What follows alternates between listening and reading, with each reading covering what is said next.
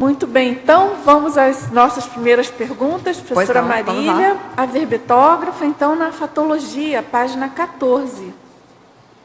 Na primeira linha, em meio a incontáveis escolhas que temos que fazer no nosso dia a dia, como deixarmos a precisão da percussiência nas escolhas bem afiadas? Bem afiadas. Uma dúvida, né? Você falou para mim, página 14? Ah, tá certo. Primeira linha, tá certo? Tá bom. Ok. Desculpa, sabe qual que é a minha questão? Eu imprimi o meu verbete. Ah, está com outra numeração. Não então, tem problema. Você já está com uma versão? É um detalhe, mas que fez a diferença. Totalmente. Faz parte da verbetografia, a vivência do tema. Então, na primeira página, logo, então, na fatologia, tá certo? A precisão na percussiência, é isso? Nas escolhas. Tá. Eu acho que aqui é importante a gente colocar, situar, por exemplo, o Tertuliano, as pessoas que estão aqui, né? Isso que a gente colocou do verbete. Primeiro que a percussiência ela vai envolver o uso de atributos conscienciais. Né? O que a gente pode, o que está envolvido aqui, para a gente poder ser percussiente? Antes de chegar na percussiência, envolve alguns aspectos, por exemplo, como atenção concentrada, eu manter o foco em algum elemento importante, né? Então, a atenção, o discernimento, a concentração, aliás, atenção, concentração para você chegar a esse discernimento. Né? Então, um exemplo disso, eu tenho várias alternativas e dentre essas alternativas eu vou procurar colocar o máximo de atenção possível, considerando o meu contexto evolutivo, o meu momento, né? Para poder eu começar a articular as informações para eu fazer a escolha. Então, envolve justamente esse atilamento, né? Isso, na realidade, vamos dizer assim, a gente não tem uma resposta pronta. O objetivo, inclusive, desse verbete é conseguir chegar ao estudo das variáveis que levam a essa percussiência. Porque é multifatorial. Né? Envolve aspectos pessoais, né? No sentido de você identificar, por exemplo, qual é o teu nível de acuidade, de atenção no teu dia a dia, você é mais disperso, você é mais atenta, né? O que você deixa passar desapercebido? Então, a gente começa pelas pequenas coisas para chegar nessa autopercussiência. Agora, na página 15, na fatologia, no final da primeira linha, por que muitas vezes não temos a autoconsciência da repercussão dos pequenos atos provocando grandes consequências? Por quê? Qual que é? Quer que eu repita? Porque muitas vezes não temos a autoconsciência da repercussão dos pequenos atos provocando grandes consequências. Eu acho que isso é um aspecto assim muito importante, por exemplo, até aqui que eu vou colocar depois, que é uma técnica que eu estou procurando utilizar, que é justamente para poder fazer uma avaliação. É um tipo de inventário, vamos colocar assim. Eu fiz um levantamento das principais decisões evolutivas que eu tomei e quais foram as consequências dessas decisões. Positivas e os aspectos negativos, né?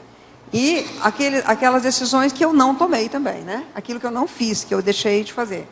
Então, eu acho que isso, de uma certa forma, começa a trazer sinapses para você justamente começar a identificar melhor essa questão que justamente foi colocada. Qual é a repercussão daquilo que a gente fez e daquilo que a gente não fez, né? Então, eu acho que esse é um ponto importante para o decisor estar fazendo essa avaliação. E não só através da autopesquisa, mas avaliando, por exemplo, através de fatos e parafatos. Né? O que acontece em situações, a gente vê às vezes em filmes, né? Em situações do cotidiano. Por exemplo, agora a gente está vivenciando uma manifestação pública. Né?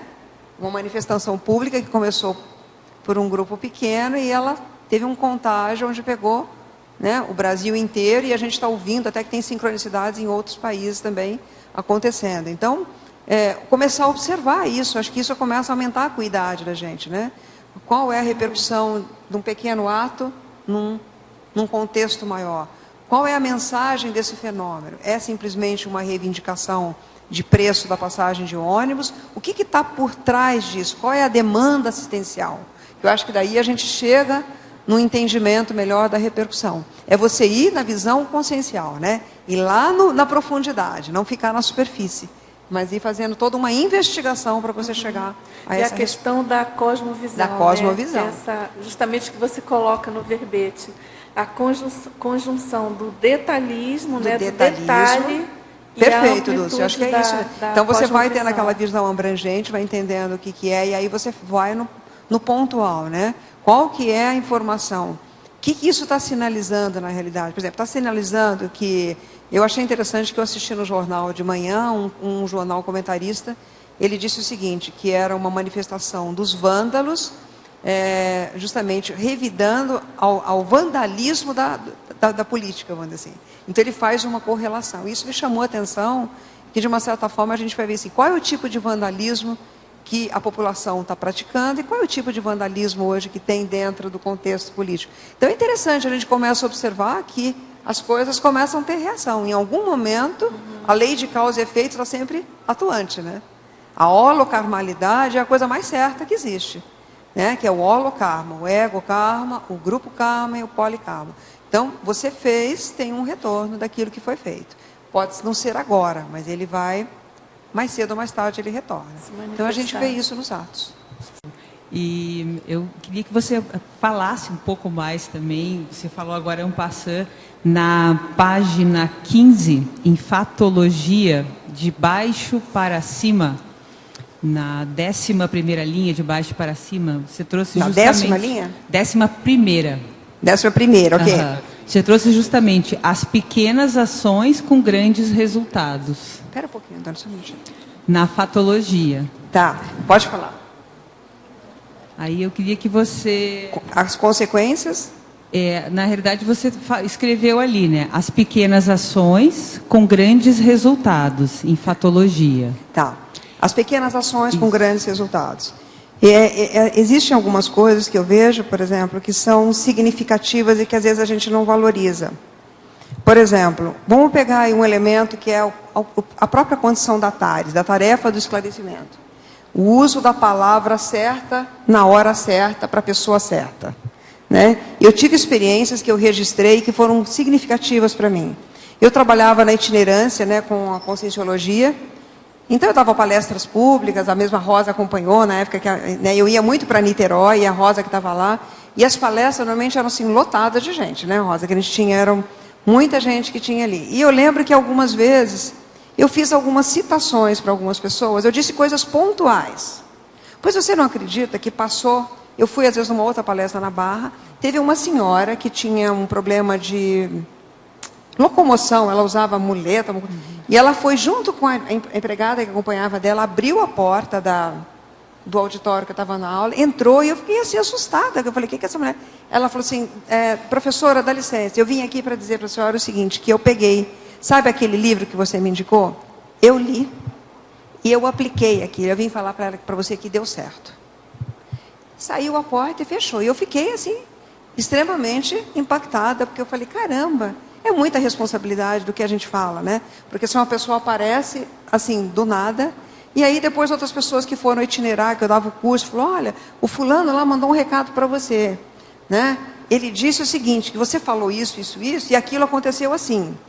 E o curso era sobre decisões que eu estava dando. Então eu comecei, uma moça ligou de Londrina uma vez, lá no IPC, trabalhava na recepção, dando um feedback também. Então eu comecei a valorizar muito, valorizar o que a gente diz. E que você tem responsabilidade pelas palavras que você usa.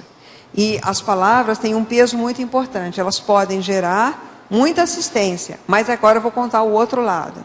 Como eu tenho um temperamento mais proativo, né, mais para o lado agressivo, eu já fui também não assertiva com as palavras nesse outro viés.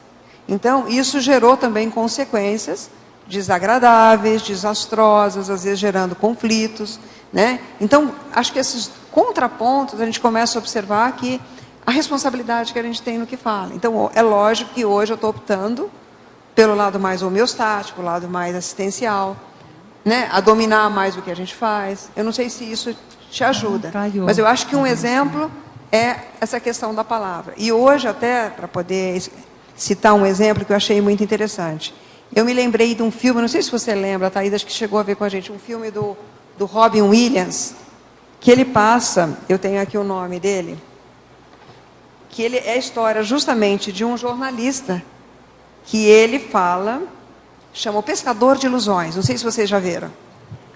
É um jornalista que ele recebe uma chamada e uma pessoa faz um comentário para ele. E ele fala assim, tem mais é que matar essas pessoas mesmo, né? Eles são... E faz um comentário assim. E nesse momento, quem está do outro lado da linha é uma pessoa doente mental, com problemas. Ele pega uma arma, vai até o local e mata todas as pessoas no bairro Israel.